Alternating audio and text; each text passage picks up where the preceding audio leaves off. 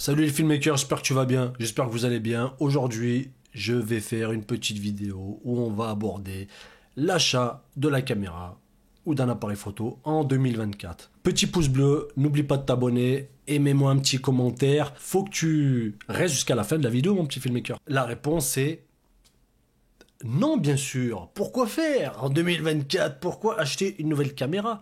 Sachant qu'auparavant, les marques ont produit, voilà les caméras qui sont encore actuelles.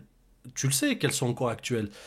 En 2024, acheter une caméra ou un appareil photo, honnêtement, alors si tu as envie de l'acheter, tu peux l'acheter. Moi, c'est un conseil que je peux donner, sachant que j'ai claqué des milliers d'euros depuis que j'ai commencé l'audiovisuel, donc il y a plus de pas loin de 16 ans, en achetant un boîtier presque tous les ans. Le boîtier, je le gardais pas longtemps. Mais en 2024, honnêtement, il n'y a plus rien qui se passe, mec. Il n'y a plus rien. Tu regardes, ils sortent une caméra ou un appareil photo. Donc comme ils ont plus d'idées, ils vont faire quoi? Un upgrade. Ils vont upgrader le boîtier. Donc marque 1, marque 2, marque 3, marque 4, marque 5. Ouais, à un moment donné, c'est bon, on a compris. C'est le même processeur ou entre guillemets sur le papier, peut-être le processeur va un peu changer. Donc comme il a un peu changé, du coup, on va dire que c'est un nouveau processeur. Non, à un moment donné, je pense que les marques sortent du matériel tout le temps parce qu'ils sont obligés, c'est normal, c'est le marché, c'est une marque.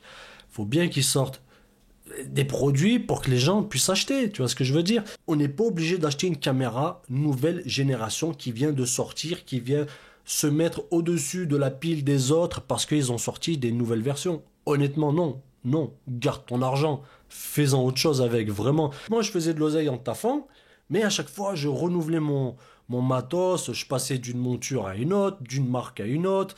Bah parce que je voulais aussi essayer, j'avais aussi cet engouement de me dire, eh ben moi j'ai envie d'essayer ce genre de caméra. C'est vrai que les marques, ils prêtaient pas. Encore aujourd'hui, bon, ça prête, mais c'est pas ouf non plus. Mais et j'ai pas envie de me faire prêter du matos par une marque parce que honnêtement, ouais, bon, je m'en fous. Je m'en fous, j'ai un peu perdu ce truc de me dire ouais, c'est bien de bosser avec les marques. Honnêtement, au jour d'aujourd'hui, 2024, je m'en tamponne. Je m'en tamponne parce que bah, c'est eux qui te remplissent pas le frigo, tout simplement. Donc, dans la mesure où c'est pas eux qui te remplissent le frigo, mais plus qu'ils vont te faire perdre de la thune, non, tranquille, il n'y a pas de souci. Si ton matos te permet de taffer et de faire du taf et de faire rentrer de l'oseille, alors oui, tu peux te faire un kiff. Hein. Attends, là, ça, c'est différent. Se faire un kiff et faire la course contre la montre avec la nouvelle technologie, ouais, c'est pas la même chose, tu vois. Mais si tu veux te faire un petit kiff, tu dis voilà, je m'achète ma caméra, je m'achète mon petit setup, je m'achète du PL ou je m'achète ce que tu veux, Madbox, tout team, tu peux, mec. Et au contraire, vaut mieux le faire, tu vois. Tu te fais ton kiff, t'as ton setup que tu vas garder pendant très très longtemps. Mais si c'est pour acheter du matériel, parce que là, aujourd'hui, maintenant, là, regarde maintenant, là, tout de suite, on est en quoi? On est en mai 2024. C'est quoi les nouveautés des boîtiers? Alors même s'il y a des nouveautés de boîtiers, est-ce que c'est ouf? Est-ce que ça va, tu vas te taper la tête contre un mur? Tu vas dire, oh, c'est trop lourd. Non, c'est éclaté au sol. En vrai de vrai, c'est bien. Le dernier truc qui est sorti il y a un peu plus de 2 ans et qui est vraiment technologiquement très haut, ça va être le G, le Ronin 4D, quoi. Le G Ronin 4D, technologiquement, pour moi, hein, c'est vraiment la chose la plus avancée dans le game. Électroniquement, il y a tout.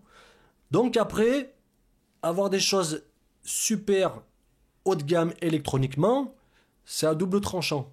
Si un jour tu pars à l'étranger ou je ne sais pas où, parce qu'il faut toujours partir dans cette alternative en se disant, bah, c'est vrai que je vais bosser en France, mais je peux aussi bosser à l'étranger. Mais si t'arrives un pépin avec ta caméra qui est super électronique, tout électronique, tu vas finir avec l'iPhone. Avoir la dernière technologie, c'est bien, mais rester avec du matériel fiable qui est comme les caméras, je les appelle les OG, donc à l'ancienne, c'est encore mieux parce que je te jure, il y a des vraies pépites dans les caméras qui se disent à l'ancienne parce que avoir une caméra à l'ancienne ne veut pas dire, tu sais, il y en a, je sais que c'est beaucoup pour le paraître entre guillemets, tu vois, ouais, ma caméra, je veux pas une vieille caméra parce que c'est vieux. Moi, j'ai entendu un des potes à moi me dire, ouais, mais t'arrêtes, elle est vieille. Mais mec, Ma Red, elle est vieille. Ok, t'as peut-être la Komodo.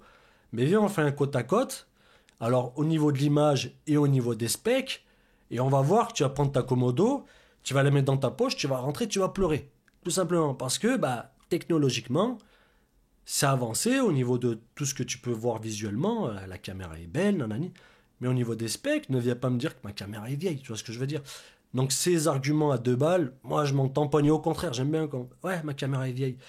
Et elle est tellement vieille que c'est un peu galère à la trouver, tu vois ce que je veux dire? Parce que les mecs, quand ils l'ont, donc l'arrêt des pics, avec le capteur Dragon, les mecs, ils la gardent. Il y a plein de caméras dans le game qui sont encore bons, comme la Sony F5. Sony F5, Sony F55. Alors, je vais pas parler des Blackmagic, des Ursa, parce que honnêtement, je suis pas très fan. Je suis pas très fan. Même si c'est des caméras qui datent encore de 2013, 2014 ou même ouais, 2013 à peu près. Ouais. Mais c'est pas des caméras que j'ai aimé utiliser. T'as les VA1, t'as la C500, la toute première C500. Tu vois ce que je veux dire? C'est vraiment des belles caméras qui aujourd'hui font des belles images. T'as la Arri Alexa classique. 7 kilos cornu comme ça là, un âne mort le truc, tout équipé, t'as l'épaule qui s'est affaissée, tu vois. Mais ça reste des caméras avec laquelle les mecs ils ont fait des films de ouf. Arrêt des pics, ils ont tourné là les films avec. Juste les Hobbits, tu vois.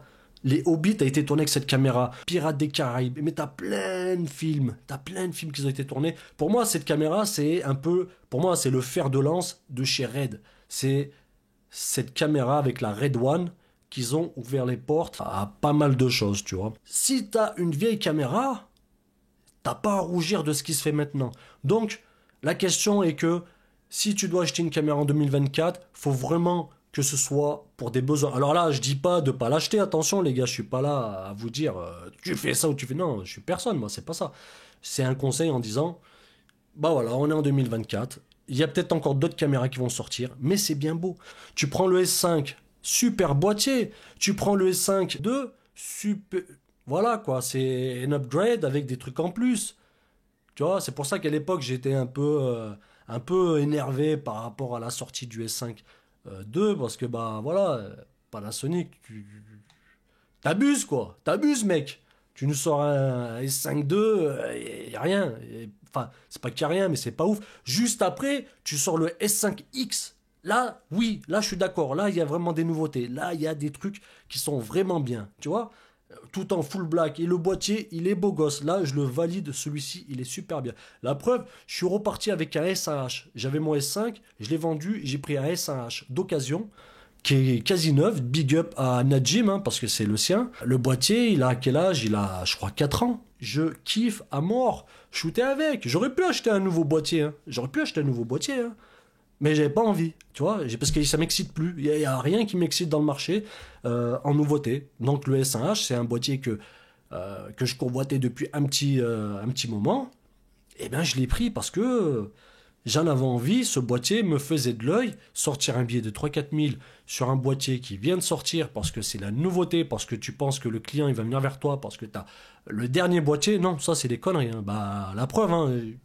Tous ceux qui pensaient avoir une grosse caméra, une Red ou une Arri, parce que t'as ça, les clients ils vont venir. Non, les clients ils vont venir que si toi tu taffes bien, que si tu fais des belles images. Cette petite vidéo s'achève, c'était juste pour te dire, eh ben en 2024, on peut encore rester avec des caméras qui datent de 10 ans, de 5 ans, de 6 ans, de ce que tu veux. Quand tu fais un choix avec une bonne caméra et que tu sais que c'est fiable, robuste et que tu vas pouvoir taffer pendant encore quelques années. Donc voilà mon petit filmmaker, honnêtement, 2024, c'est pas. Voilà. L'achat d'une nouvelle caméra n'est pas obligatoire. Hein. Si t'as une caméra comme moi, qui date de 10 piges, ou même un peu plus, et que t'es super satisfait avec, crois-moi, l'herbe n'est pas plus verte ailleurs. Punchline, punchline, punchline. L'herbe n'est pas plus verte ailleurs. Donc n'hésite pas à t'abonner, abonne-toi si c'est pas déjà fait, petit pouce bleu, petit commentaire, n'oublie pas de t'abonner mon petit filmmaker.